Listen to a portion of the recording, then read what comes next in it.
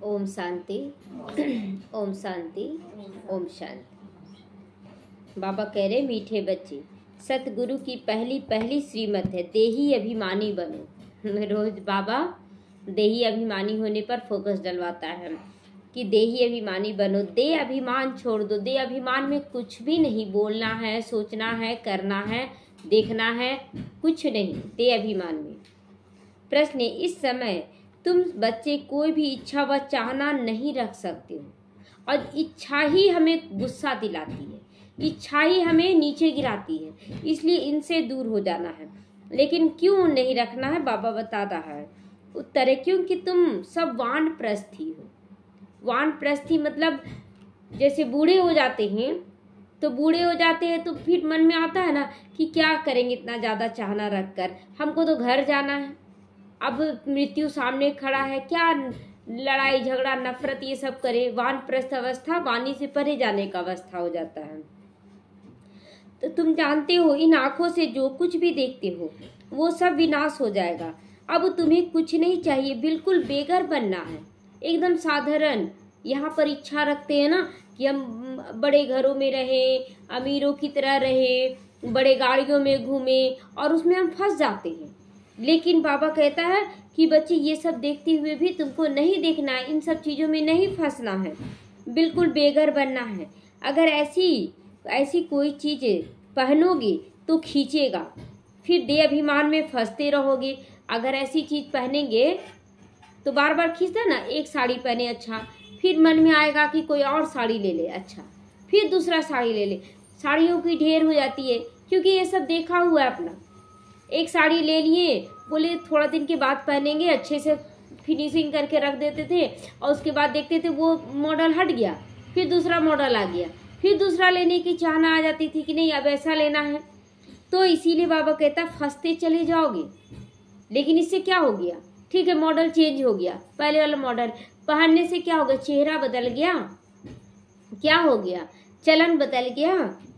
तो फंसना नहीं है, जो है सिंपल में रहना। जितना यहाँ सिंपल उतना ही बाबा कहता स्वर्ग का प्रारब्ध उतना ऊंचा मिलेगा। तो इसमें ही मेहनत लगती है ना, दुनियावी आकर्षणों को छोड़ने में ही मेहनत लगती है। जब मेहनत कर पूरे देही अभिमानी बनो तब विश्व की बादशाही मिलेगी। शर्त है भी है बाबा का कि जब पूरा पूरा देही अभिमानी बनोगे, कोई आकर्षण नहीं, कोई आकर्षण नहीं, तब कहेंगे कि विश्व के बादशाही के लायक है। ओम शांति।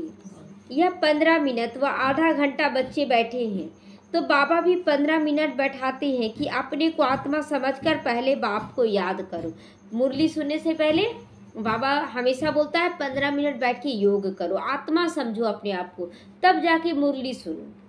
तो यह शिक्षा एक ही बार मिलती है, फिर कभी नहीं मिलेगी। सतयुग में ऐसे नहीं कहेंगे कि आत्म अभिमानी होकर बैठो। सतयुग में ऐसा नहीं बोला जाएगा कि उठो, जैसे सुबह में है ना संकल्प आता है बाबा उठा रहा है चलो उठ जाना है, वहाँ ऐसा कुछ नहीं होगा। वहाँ तो देही अभिमानी आत्म अभिमानी होकर रहेंगे, तो वहाँ पर नेचुरल हो जाएगा कि उठना है इतने टाइम पर। अभी देखिए जैसे उठना रहता था पहले 6 बजे, तो 6 बजे का दिनचर्या था। अभी क्या है कि 2 बजे नींद खुल जाता है, लेकिन क्या होता है कि नहीं अच्छा ठीक है थोड़ा देर लेट जाते हैं, ये सब होता है। लेकिन वहाँ एक्यूरेट चलेगा सब कुछ। तो यह एक ही सदगुरु कहते हैं, उनके लिए कहा जाता है एक ही सदगुरु तारे, बाकी सब बोरे यानी डुबोए। मतलब जितने भी गुरु हैं वो दे अभिमान में अच्छे से अच्छा ज्ञान दे रहे हैं, लेकिन वो आत्म अभिमानी बनने का ज्ञान नहीं देंगे, तो वो डुबोने का काम करेंगे। लेकिन एक सतगुरु है जो बाबा कहता तारता है। तो यहाँ बाप तुमको देही अभिमानी बनाती हैं, खुद भी देही है ना, खुद भी देही है। शिव बाबा समझाने के लिए कहते हैं मैं तुम सभी आत्माओं का बाप हूँ। उनको तो देही बन बाप को याद नहीं करना है ना, शिव बाबा को तो याद नहीं करना है। याद भी वही करेंगे जो आदि सनातन देवी देवता की भांति होंगे। मतलब जो देवी देवता कुल के होंगे वही इस रूप में याद करेंगे, बाहर वाले ऐसे नहीं याद करेंगे। उनको कितना भी आप समझाओ वो नहीं समझेंगे। तो भांति तो बहुत होते हैं ना, बहुत तरह के भांति पहना जाता है, कपड़ा पहना जाता है, नंबरवार पुरुषार्थ अनुसार। तो यह बातें बड़ी समझने की और समझाने की है। परम पिता परमात्मा तुम सबका बाप है, नॉलेजफुल भी है।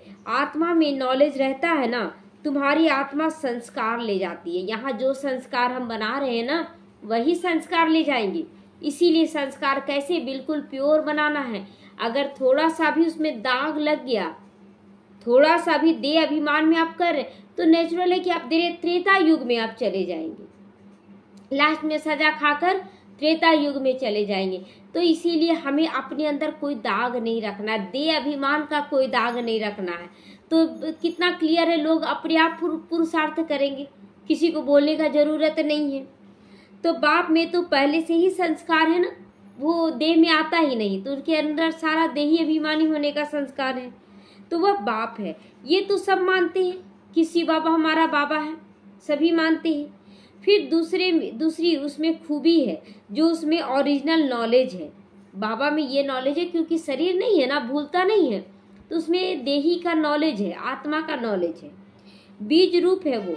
जैसे बाप तुमको बैठ समझाते हैं, तो फिर तुम औरों को भी समझाना है, तुमको दूसरों को भी समझाना है कि जैसे मैं आत्मा हूँ, तुम भी आत्मा बनकर चलो। बाप मनुष्य सृष्टि का बीज रूप है। फिर वह सत्य चैतन्य नॉलेजफुल है, सत्य भी है, चैतन्य है और नॉलेजफुल है। उनको इस सारे झाड़ की नॉलेज है। कभी ऐसा होता है कि परिस्थिति, कितना सारा कूली के रूप में आया ना, अमिताभ बच्चन जब कूली का पिक्चर अदा कर रहा था, तो उसमें कितना सारा आया परिस्थिति कूली के रूप में। अब और पिक्चर तो बना हुआ है, पिक्चर बन गया, और पिक्चर देख रहा है कौन? अमिताभ बच्चन खुद अपना पिक्चर देख रहा है। अब पिक्चर देखते हुए क्या वो उदास होगा, निराश होगा? लेकिन हम लोग क्या करते हैं, अपने पिक्चर को देखकर फिर उदास हो जाते हैं। तो बाबा कहता है कि नहीं, हमें भी मास्टर नॉलेजफुल बन जाना है, उन झाड़ का सारा नॉलेज अंदर रखना है। और कोई भी इस झाड़ की नॉलेज नहीं है, किसी में नहीं है, शिव बाबा में है, जो हमें दे रहा है। इनका बीज है बाप, जिसको परम पिता परमात्मा कहा जाता है। जैसे आम का झाड़ है, तो उसका क्रिएटर बीज को ही कहेंगे ना। बीज लगाएं तो आम का पेड़ तैयार हुआ, कितना सारा फल बीज से तैयार हो जाता है। अब देखिए, बहुत सारा फल है कि कच्चा भी रह जाता है, गिर जाता है, जिसको लोग अचार बना देते हैं, बहुत सड़ भी जाता है। तो बीज क्या सोचेगा कि मेरा फल ऐसा क्यों तैयार हो रहा है, जिसका जैसा पाठ है। तो वह जैसे बाप हो गया, परंतु वह जड़ है, इसलिए कुछ बोल नहीं सकता है। जो आम का बीज होता है, वो बोल नहीं सकता कि मेरे पास कैसे फल निकलेंगे। लेकिन शिव बाबा जो चैतन्य बीज है, वो सब कुछ बोलता है कि ये ऐसा बीज है, ये ऐसा फल निकलेगा, सतयुगी आत्मा इतना निकलेगी, त्रेता युगी इतना निकलेगी, द्वापर इतना, कलयुगी इतना निकलेगा। अगर चैतन्य होता तो उसको भी मालूम रहता ना कि मेरे झाड़ में कैसे निकलता है, परंतु वह जड़ है, उनके बीज नीचे बोया जाता है। यह तो चैतन्य बीज रूप है, जो ऊपर रहते हैं, शिव बाबा ऊपर रहते हैं, और सारा झाड़ ऊपर से नीचे की ओर आता है। तो तुम मास्टर बीज रूप बनते हो ना, अभी हम लोग भी तो बीज रूप बन रहे हैं। बाप से तुमको भी नॉलेज मिलती है, तो तुम्हें भी तैयार करना है, फल फूल पत्ता सब कुछ तैयार करना है। तो वह ऊंचे से ऊंचा, वो पूरी सृष्टि का बीज रूप है। और हम लोग विशेष झाड़ का बनेंगे, मतलब एक ही साथ सबका नहीं बनेगा। देखते ना 7 दिन के कोर्स में जो परम धाम का दिखाते हैं, तो उसमें पार्ट बाई पार्ट बट जाता है ना, ऐसे करके धर्म आत्मा है, उसके अंदर में इतना आत्मा, उसके ऊपर में जो तना में है वो देवी देवता कुल का दिखाते हैं। तो बाबा कहता है जितना तुम नॉलेजफुल बनते हो, उतना ऊंचे से ऊंचा बनते हो। पद भी तुम ऊंचे से ऊंचा पाते हो। स्वर्ग में भी ऊंचा पद चाहिए ना, कि नीचा पद चाहिए? ऊंचा चाहिए कि नीचा चाहिए? ऊंचा चाहिए। तो देह अभिमान का एक भी अंश रहना चाहिए? नहीं रहना चाहिए। तो यह मनुष्य नहीं समझते हैं, बार बार देह अभिमान में आ जाते हैं। स्वर्ग में देवी देवताओं की राजधानी है। राजधानी में राजा रानी, प्रजा, गरीब, साहूकार आदि ये सब कैसे बने होंगे? पहले क्वेश्चन आता था, अब आएगा क्वेश्चन कि कैसे बने होंगे। तो अभी तुम जानते हो आदि सनातन देवी देवता धर्म की स्थापना कैसे हो रही है, कौन करते हैं? भगवान कर रहे हैं। बाप फिर कहते हैं कि बच्चे जो कुछ होता है ड्रामा के प्लान अनुसार हो रहा है, और हम क्या करते? उदास चेहरा, निराश चेहरा लेकर बैठ जाते हैं। क्यों? हमारा चेहरे से ही अंदर का स्थिति दिखता है कि हम कैसे हैं। हमारा चेहरा ही दूसरों का के लिए आईना बन जाए और हम कैसा बन जाते हैं। तो सब ड्रामा के बस में है, ये भी ड्रामा के बस में है, जो जैसा है वैसा दिखाता है। तो बाप भी कहते हैं मैं भी ड्रामा के बस में हूँ। बाबा भी अपना दिखाता है कि हम कैसे हैं। आया ब्रह्मा तन में और फिर मालिक बनकर काम किया और फिर उड़ गया। तो मालिक बनकर किया, वो अपना रूप दिखाता है। मेरे को भी पार्ट मिला हुआ है, वही पार्ट बजाता हूँ। वो तो सुप्रीम आत्मा है, उनको सुप्रीम फादर कहा जाता है और सबको कहा जाता है ब्रदर्स। ब्रह्मा बाबा भी क्या हो गए? भाई हो गए, भाई भी हो गए। ऐसे प्रजापिता है, वो सबका रचने वाला है उनके द्वारा, इसलिए वो भी पिता है। लेकिन जब शिव बाबा पिता बनता है तो वो भाई हो गया। और कोई को फादर, टीचर, गुरु नहीं कहा जाता है। वह सबका सुप्रीम बाप है, सबका। उसके ऊपर कोई बाप, टीचर, गुरु नहीं होता है। तो यह बातें भूलनी नहीं चाहिए, परंतु बच्चे भूल जाते हैं कि कौन हमें पढ़ा रहा है, कौन हमें सब कुछ समझाने दे रहा है। क्योंकि नंबरवार पुरुषार्थ अनुसार राजधानी स्थापन हो रही है। बस इससे भी क्लियर हो रहा है कि हम कैसा पाठ अदा कर रहे हैं। हर एक जैसे पुरुषार्थ करते हैं, वह झट स्थूल में भी मालूम पड़ जाता है। हर एक जैसे पुरुषार्थ करते हैं वह झट स्थूल रूप में मालूम पड़ जाता है। चेहरा चलन से मालूम पड़ जाता है ना कि हाँ ये कैसा चल रहा है, ये कैसा चल रहा है। एक्यूरेसी आना चाहिए। तो यह बाप को याद करते हैं या नहीं, इसमें पता पड़ जाता है। अगर बाप को हर जगह हर रीति से याद कर लेंगे तो कोई डिस्टर्बेंस नहीं आएगा। समाधान स्वरूप हम जरूर बनेंगे, लेकिन डिस्टर्ब नहीं होंगे। हमारा चेहरा चलन एकदम निश्चिंतता का होगा। तो देही अभिमानी बने हैं या नहीं, चेक करो। बने हैं। कभी कभी आ जा रहा है, कभी कभी वाले कहाँ चले जाएंगे? कभी कभी वाले कहाँ चले जाएंगे? त्रेता में। रेडी है? तैयार हैं आप? तो यह नॉलेज में तीखा है। एक्टिविटी से समझा जाता है कि कौन कितना तीखा है। एक्टिविटी से आप ज्ञान कितना दे रहे हैं इससे नहीं तय हो रहा है कि आप बहुत तेज हैं। आपके चाल चलन व्यवहार से तय हो रहा है। तो बाबा क्लियर कर रहा है यह नॉलेज में तीखा है, ज्ञान देने में ये तीखा है, लेकिन एक्टिविटी से समझ में आती है कि उसका चाल चलन कैसा है। बाप कोई को कुछ डायरेक्ट नहीं कहते हैं। फंक हो जाए ना, फंक हो जाएगा तो बाबा अफसोस में ना पड़ जाए, यह बाबा ने क्या कह दिया और सब क्या कहेंगे कि मेरे बारे में हम नहीं अच्छा कर रहे हैं। तो ये सोचने लग जाता है बच्चा, इसलिए डायरेक्ट नाम नहीं लेते हैं। बाप बतला सकते हैं फलाने फलाने कैसी सेवा करते हैं, सारा सेवा पर मदार है। बाप भी आकर सेवा करते हैं ना, तो बच्चों को भी बाप को याद करना है। बाबा कैसे सेवा करता है। बाबा के पास देखिए कितने सारे बच्चे आए और 14 साल खिलाया पिलाया और 300 बच्चे भाग गए। तो बाबा को सोचना चाहिए उस समय कि क्यों भाग गया। बाबा ड्रामा जानता था कि ये बच्चे भी जा रहे हैं तो आगे जाकर ज्ञान में आएंगे और बहुत अच्छा रोल निभाएंगे, इसलिए 14 साल तपस्या हुआ।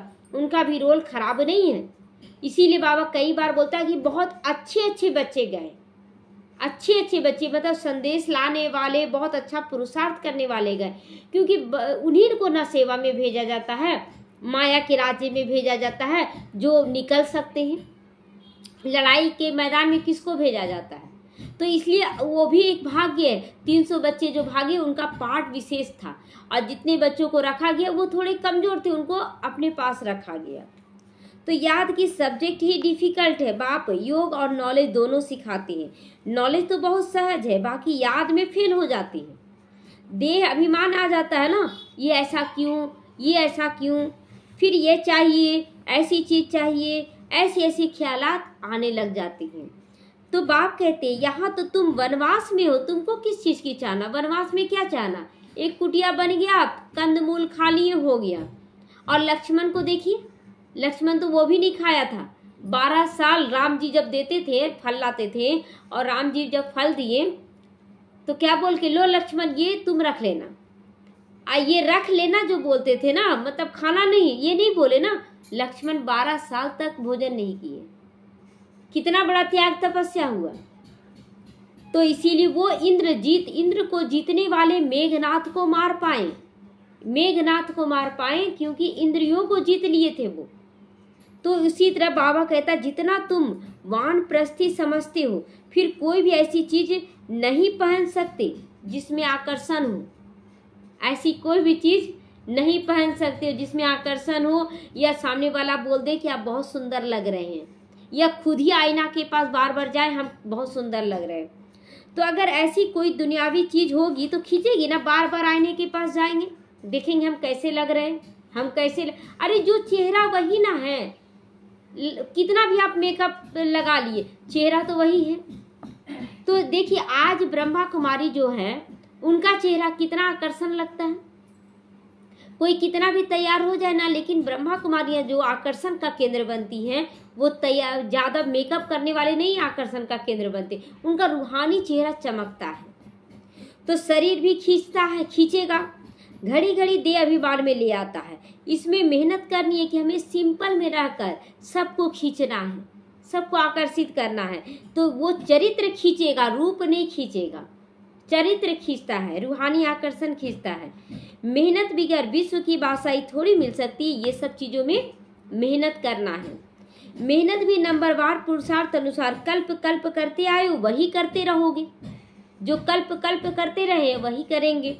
रिजल्ट प्रत्यक्ष होती जाएगी। स्कूल में भी नंबरवार ट्रांसफर होते हैं, टीचर समझ जाती हैं कि फलाने ने अच्छी मेहनत की, पता चल जाता कौन कैसा मेहनत कर रहा है। इनको पढ़ाने का शौक है, फीलिंग आती है कि ये पढ़ाने में अच्छे हैं, शौकीन है, चलो इनको पढ़ाने में आगे कर दो।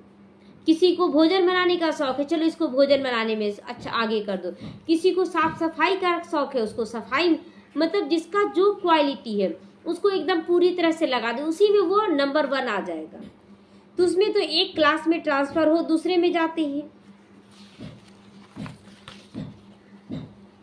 फिर तीसरे में आ जाती हैं। यहाँ तो एक ही बार पढ़ना है, यहाँ पर एक ही बार पढ़कर आपको सतयुग में जो भी पोस्ट पाना एक ही बार पढ़ना है। आगे चल जितना तुम नजदीक आते जाओगे उतना सब मालूम पड़ता जाएगा। हाँ, अपनी स्थिति से मालूम पड़ेगा कि हम कितना नजदीक पहुंचे हैं।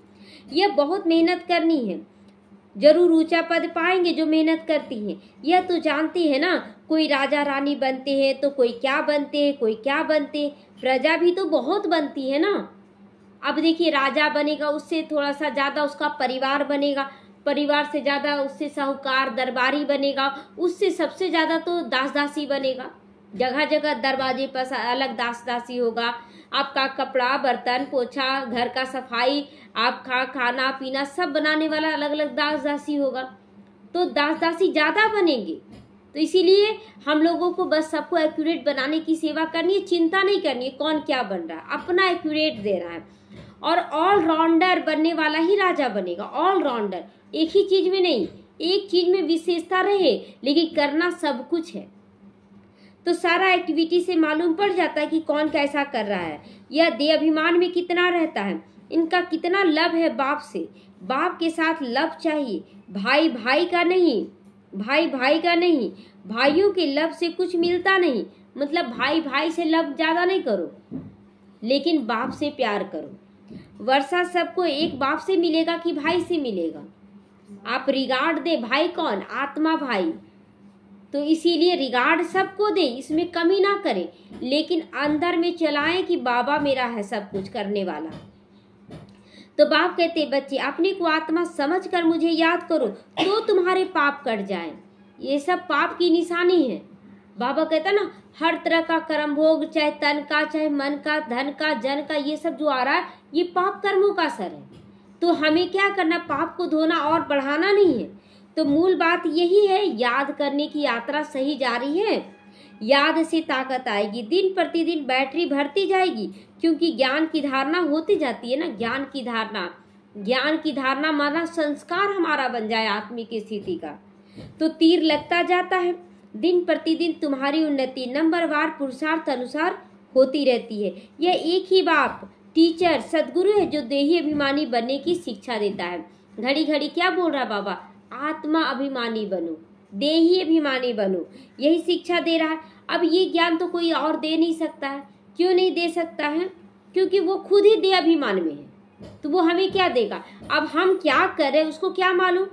बाबा मुरली में कैसे चलाता है कि जब हम देह अभिमान में आते मेरे अंदर की स्थिति को जान रहा, उसी टाइप से मुरली चला देता है। लेकिन जो दैहिक गुरु है वो कैसे जानेगा कि मेरे मन में क्या चल रहा है। तो देह अभिमान सब में है ना। आत्म अभिमानी की नॉलेज कोई को मिलती ही नहीं, केवल बाबा अपने बच्चों को देता है। तो कोई मनुष्य बाप टीचर गुरु हो ना सके, कोई भी व्यक्ति मनुष्य बाप टीचर गुरु तीनों नहीं हो सकता है। हर एक आत्मा अपना अपना पार्ट बजा रही है, तुम साक्षी होकर देखते हो। सारा नाटक तुमको साक्षी होकर देखना है, एक्ट भी करना है। बाप क्रिएटर, डायरेक्टर और एक्टर तीनों है। डायरेक्टर, एक्टर और क्रिएटर दोनों है ना। एक्टर एक्टिंग करके दिखाया कैसे कर्म करना, वो दिखाया करके, फिर डायरेक्शन भी दे रहा है, श्रीमत दे रहा है रोज मुरली के द्वारा। और बाबा कहता है क्रिएटर भी हम लोग को क्रिएट भी कर रहा है। शिव बाबा आकर एक्ट करते हैं, सबका बाप है ना, तो करके दिखाते हैं बाबा। तो बच्चे अथवा बच्चियां सबको आकर वर्षा देते। यहाँ बच्चा या बच्ची नहीं, यहाँ बाबा किसको देखता है? आत्मा को वर्षा देता है। तो यहाँ पर ये नहीं सोचना है कि बेटा हो या बेटी हो, सब नर हो चाहे नारी हो, सब आत्मा है। तो एक बाप है, बाकी सब आत्माएं भाई भाई हैं। तो यहाँ नर नारी नहीं, यहाँ आत्मा आत्मा भाई भाई है। वर्षा एक बाप से ही मिलता है। इस दुनिया की कोई भी चीज बुद्धि में याद नहीं आती है। बाप कहते जो कुछ भी देखते हो ये सब विनाशी है, क्या इसके पीछे भागना। विनाशी चीजों के पीछे भाग रहे तो चाहे हम जान रहे चाहे मेरा बाबा जान रहा है, अगर भाग रहे तो हम अपना पद खत्म कर रहे हैं। हम क्यों दूसरे के बारे में चिंता करें कि वो ऐसा क्यों कर रहा, उसको समझाने दे देना है। बाकी तुम करो या ना करो, फिर क्या करेंगे हम, क्या कर सकते। बाबा के पास 300 बच्चे चले गए, बाबा क्या किया, कुछ नहीं। तो अभी तो तुमको घर जाना है, इन सबसे वैराग्य लाना है, कोई चीज में आसक्ति नहीं। तो वो लोग तो ब्रह्म को याद करते, गोया घर को याद करते, समझते ब्रह्म में लीन हो जाएंगे। सन्यासी लोग के लिए बाबा कह रहा कि वो लोग तो ब्रह्म में लीन होने का पुरुषार्थ करते हैं। इसको कहा जाता है अज्ञान। बैठ जाना अज्ञान है, कर्म करना ज्ञान है। तो मनुष्य मुक्ति, जीवन मुक्ति के लिए जो कुछ भी करते वो रॉन्ग है। बाबा कहता है साधु सन्यासी मुक्ति, जीवन मुक्ति के लिए ब्रह्म में लीन होने का पुरुषार्थ करते हैं। तो ये सब रॉन्ग है क्योंकि देह अभिमान में कर रहे हैं। तो जो कुछ युक्ति रचते हैं वो भी रॉन्ग ही रचेंगे ना, क्योंकि आत्मा का ज्ञान नहीं है तो वो रॉन्ग ही रचेंगे। तो बाबा कहता है कि जो कुछ भी रचते वो रॉन्ग है। तो रास्ता, राइट रास्ता तो एक बाप ही बताते हैं और दूसरा कोई बता नहीं सकता राइट रास्ता। तो बाप कहते हैं हम तुमको राजाओं का राजा बनाता हूँ, ड्रामा प्लान अनुसार, ड्रामा के प्लान अनुसार तुमको राजाओं का राजा बनाता हूँ। कई कहते हैं हमारी बुद्धि में नहीं बैठता, बाबा हमारा मुख खोलो, कृपा करो। मतलब हमारा बुद्धि में नहीं बैठता, हम मुख से नहीं बोल पाते, किसी को ज्ञान नहीं समझा सकते हैं। तो बच्चे क्या बोलते हैं कि बाबा हमारा भी मुख खोलो, हमारी बुद्धि में नहीं बैठता है, कृपा करो। बाप कहते इसमें बाबा को कुछ करने की बात ही नहीं, मुख्य बात है तुमको डायरेक्शन पर चलना, जो बाबा कहे उस पे चलना है।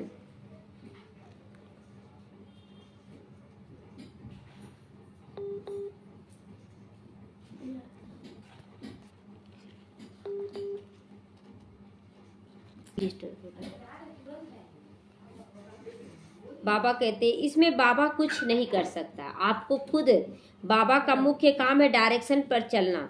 बाप का ही राइट डायरेक्शन मिलता है, बाकी सब मनुष्यों के रॉन्ग डायरेक्शन है। अगर आप किसी गुरु के हिसाब से चल रहे हैं, किसी भी मनुष्य के हिसाब से चल रहे हैं, तो ये रॉन्ग डायरेक्शन है, क्योंकि सब में 5 विकार भरा हुआ, नीचे ही उतरते उतरते रॉन्ग बनते जाते हैं, पूरा आत्म अभिमानी नहीं बन पाते हैं। क्या क्या रिद्धि सिद्धि आदि भी करते रहते हैं, उनमें सुख नहीं है। देखिए जादू टोना से लोग जल्दी प्राप्ति तो कर लेते हैं, बहुत कुछ जल्दी प्राप्ति कर लेते हैं, लेकिन बाबा कहता है कि उसमें कोई सदाकाल की प्राप्ति नहीं है। इसीलिए थोड़ा धैर्य से चलना होगा, धैर्य से। अभी आप देख रहे हैं कि आलू को क्या किया जा रहा है कि केमिकल द्वारा सान के उसको नया आलू का रूप दिया जा रहा है और बेचा जा रहा है। सब कुछ क्या है, ये सब अल्पकाल का है, करवाया जा रहा और पैसा कमाया जा रहा है। इससे केवल बीमारी, कद्दू है, जितना भी सब्जी उसमें सुई डालकर उसको क्या किया जा रहा है, बड़ा बड़ा कर दिया जा रहा है।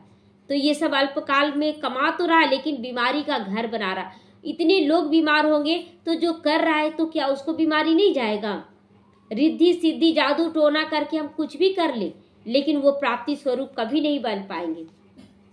तो इसीलिए बाबा कहता है रिद्धि क्या क्या रिद्धि सिद्धि आदि में करते रहती है, उसमें सुख नहीं है। तुम जानते हो ये सब अल्पकाल के सुख है। यहाँ मेहनत जरूर है, बाबा के साथ चलकर हमें मेहनत लगता है कोई चीज में प्राप्त करने में, लेकिन ये सदा काल के लिए प्राप्त हो रहा है। इसलिए धैर्य रखना हम लोगों को। उनको कहा जाता है काग विष्टा के समान सुख। सीढ़ी के चित्र पर बहुत अच्छी रीति समझाना है और झाड़ पर समझाना है। कोई भी धर्म वाले को तुम दिखा सकते हो तुम्हारा धर्म स्थापन करने वाला फलाने फलाने समय पर आता है, क्राइस्ट फलाने टाइम पर आएगा। ये सब क्लियर करके सबको समझाना है कि धर्म स्थापक कब आते हैं, कैसे स्थापन करते हैं। और जो और धर्मों में कन्वर्ट हो गए हैं उन्हों को ये धर्म अच्छा लगेगा, फट से निकल आएंगे। कल एक हुसैन दीदी है जो ज्ञान में आई हैं, वो अपना अनुभव सुना, बहुत इजीली वो आई, थोड़ा बहुत आया विघ्न। मतलब मन में आता था कि मुस्लिम भाई लोग नहीं जल्दी आएंगे, मुस्लिम भाई बहने नहीं आएंगे जल्दी, लेकिन जो स्कूल का है वो बहुत अच्छे से बाबा उसको खींचता है। तो बाकी कोई को अच्छा नहीं लगेगा जो स्कूल का नहीं होगा। पुरुषार्थ ही कैसे करेंगे, वह पुरुषार्थ फिर कैसे करेंगे जो स्कूल का नहीं होगा। मनुष्य को फांसी पर चढ़ाते हैं। तुमको तो एक बात की याद में रहना, ये बड़ी मीठी फांसी है। मीठी फांसी में क्या होता है, फांसी चढ़ते तो क्या होता है, ऊपर लटकना होता है ना, ऊपर करते हैं और लटक जाते हैं, और पैर क्या होता है धरती से ऊपर हो जाता है। तो हमें धरनी से ऊपर पैर कर लेना है और मुख हमारा बाप की ओर होना है। तो आत्मा की बुद्धि का योग बाप की तरफ हो। आत्मा को कहा जाता है बाप को याद करो, यह याद की फांसी है।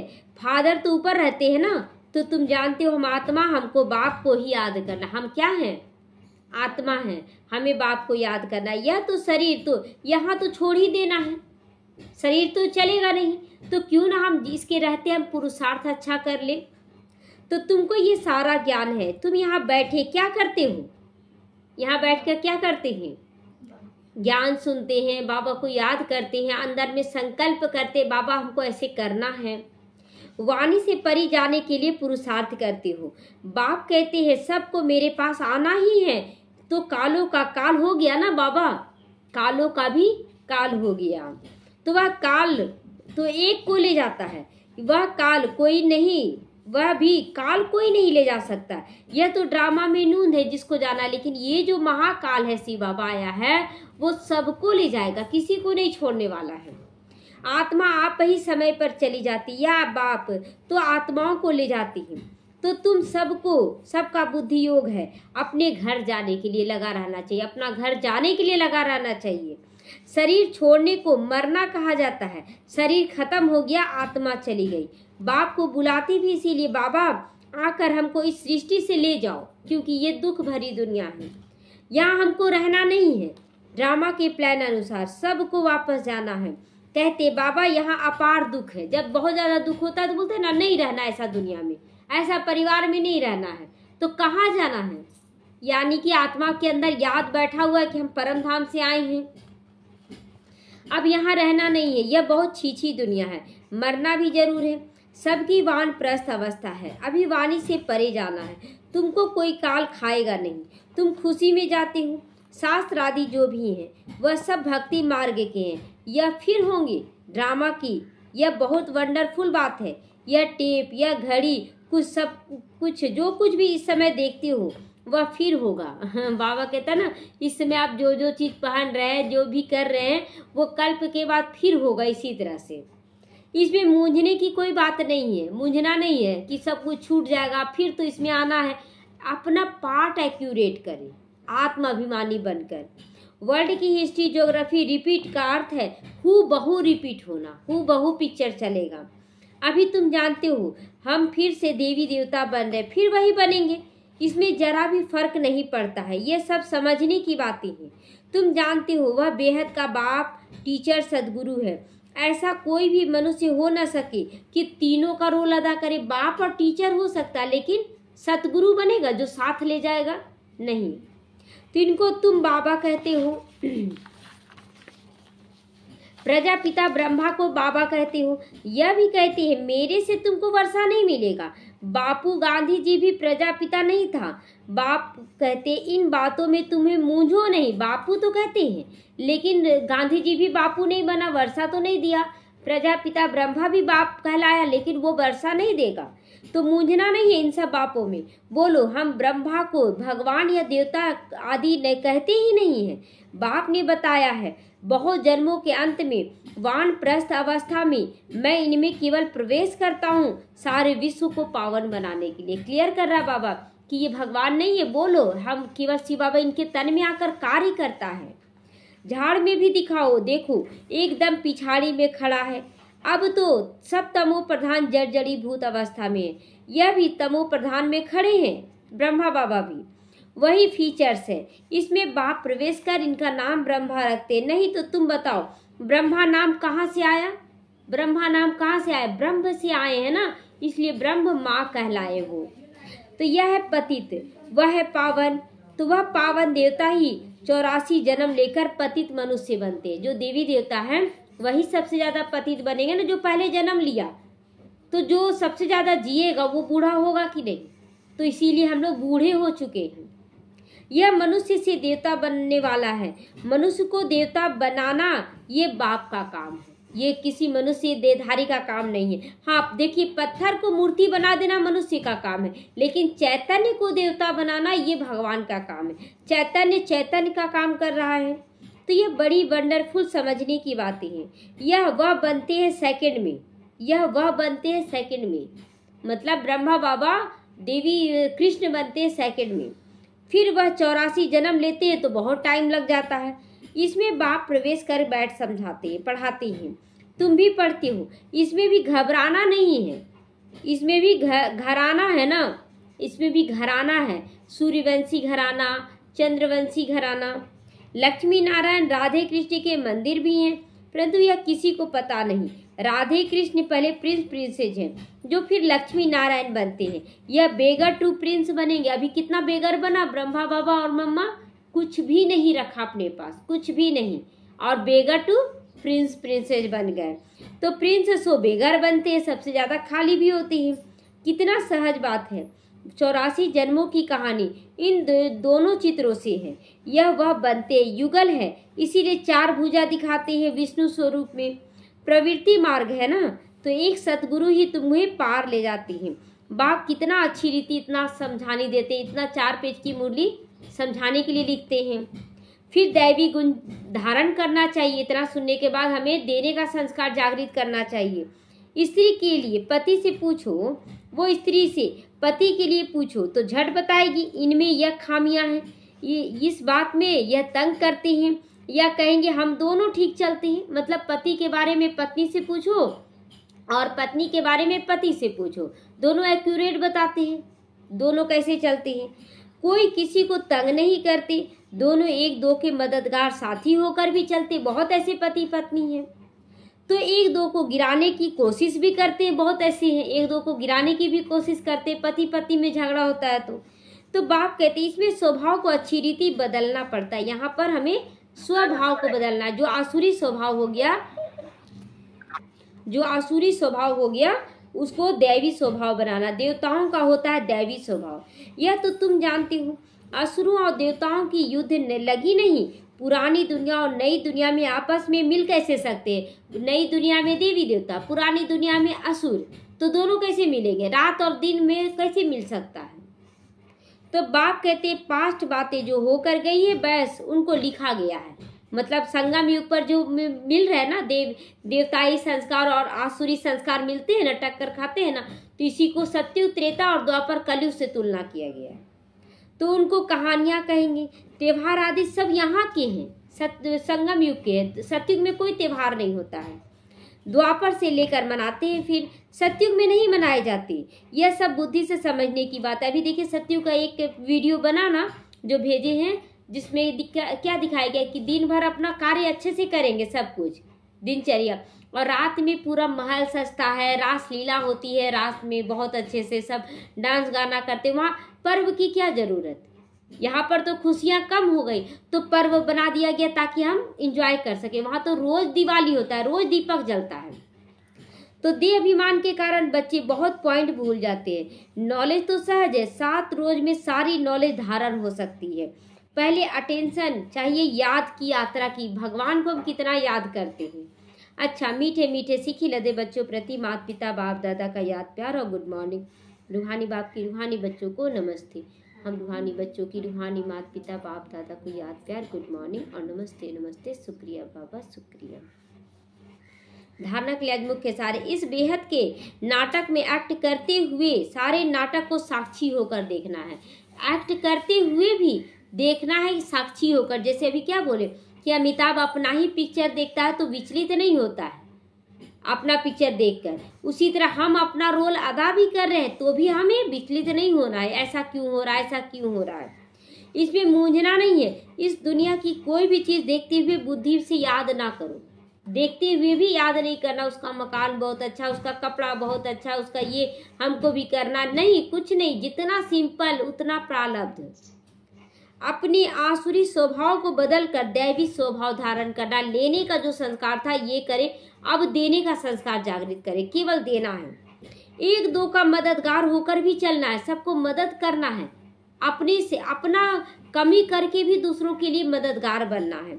किसी को तंग नहीं करना, और चाहिए। बच्चे ज्ञान में आते हैं, सुनते हैं, लेकिन घर में जाके तो पति पत्नियों से तंग करते हैं, हमको ऐसा चाहिए वैसा चाहिए। नहीं, वरदान है आज का, स्वयं में सभी शक्तियों को इमर्ज रूप में रखो, अनुभव करने वाले सिद्धि स्वरूप बनो। जो सारी शक्तियों को सदा स्मृति में रखता है वो सदा सिद्धि स्वरूप यानी विजयी बन जाता है, सफलता स्वरूप बन जाता है। लौकिक में किसी के पास किसी बात की शक्ति होती है, तो चाहे धन की, बुद्धि की, संबंध संपर्क निभाने की, तो उसे निश्चय होता है कि क्या बड़ी बात है। मतलब परिवार में किसी का धन बहुत होता है तो बोलता है कि क्या फर्क पड़ता है, तुरंत हम सामान खरीद लेंगे। किसी के पास शरीर स्वस्थ है, बोलते क्या फर्क पड़ता है, तुरंत हम काम कर लेंगे। कोई संबंध अच्छा निभाने जाता है तो वह शक्ति के आधार से सिद्धि को प्राप्त कर लेते हैं। तो आपके पास भी सभी शक्तियां हैं। अविनाशी धन की शक्ति सदा साथ है, बुद्धि की भी शक्ति है, पोजीशन की भी शक्ति है, सर्व शक्तियां आप में हैं। तो इन्हें सिर्फ इमर्ज रूप में अनुभव करो तो समय पर विधि द्वारा सिद्धि प्राप्त कर सिद्धि स्वरूप बन जाओगी। समय पर इसे यूज करना, समय पर ही भूल जाते आत्मिक स्वरूप को। स्लोगन है, मन को प्रभु की अमानत समझकर उसे सदा श्रेष्ठ कार्य में लगाओ। मन मेरा नहीं है जो हम व्यर्थ चला ले, व्यर्थ देह भान में आ जाए। ये मन जब मेरा है ही नहीं तो मन को साफ स्वच्छ रखना किसका काम है, हमारा काम है ना। जब मंदिर बनाते हैं घर में तो उसको साफ सफाई कौन करता है, देवी देवता करते हैं क्या, हम लोग करते हैं। उसी तरह मन को हम मंदिर सौंप दिए बाबा को कि ये मंदिर आपका है, तो हम फिर गंदगी को कौन साफ करेगा, हमें साफ करना होगा। तो मन को प्रभु की अमानत समझकर कि उनका मंदिर है उसे सदा श्रेष्ठ कार्य में लगाओ, तब कहेंगे कि साफ हो रहा है। ओम शांति।